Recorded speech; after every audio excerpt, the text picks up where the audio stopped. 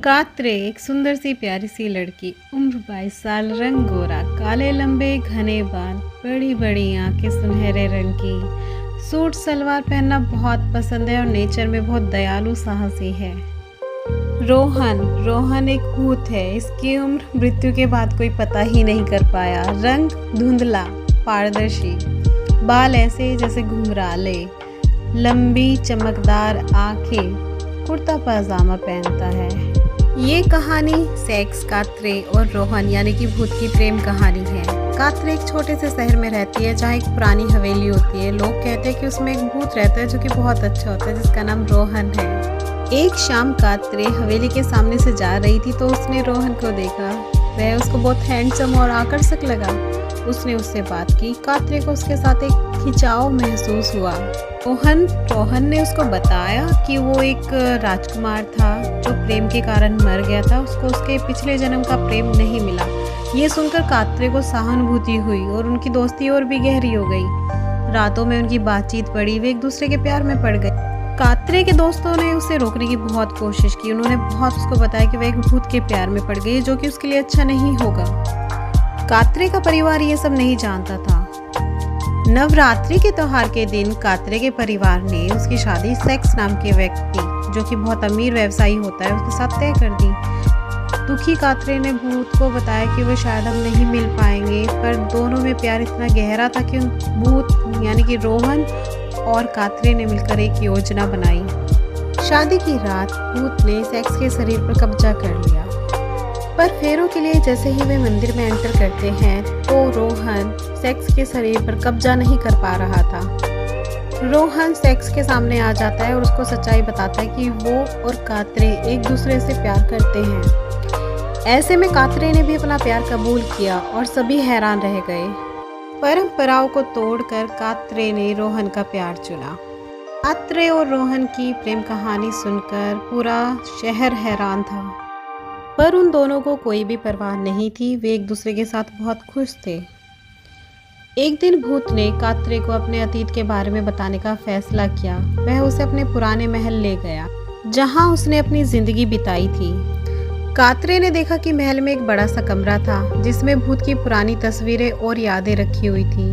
भूत ने कात्रे को अपनी माँ की तस्वीर भी दिखाई और बताया कि वह कैसे मर गया था। कात्रे को रोहन की कहानी सुनकर बहुत दुख हुआ।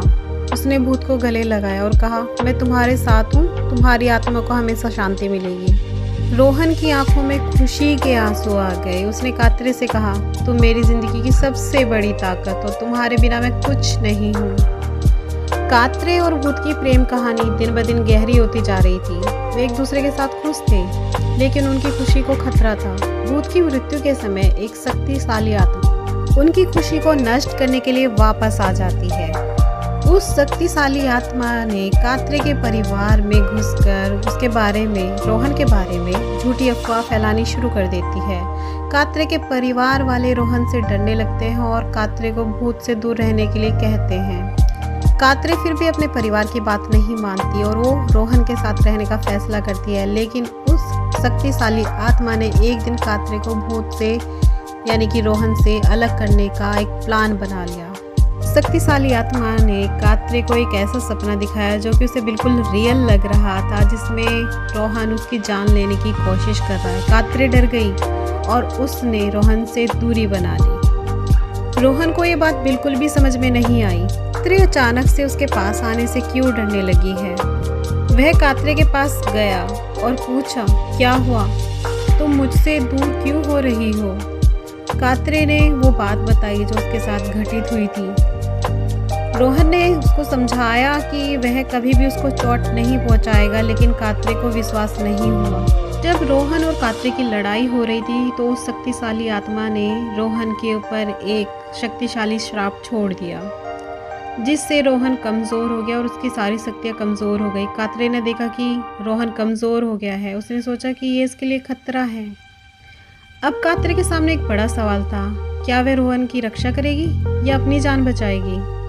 आखिरकार कात्रे फैसला ले ही लेती है। उसने अपने प्यार और विश्वास को चुना। उसने भूत की रक्षा करने का फैसला किया। कात्रे ने अपने परिवार और दोस्तों को समझाया कि भूत उसके लिए खतरा नहीं है, बल्कि ये शक्तिशाली आत्मा जो गंदी है, ये खतरा है।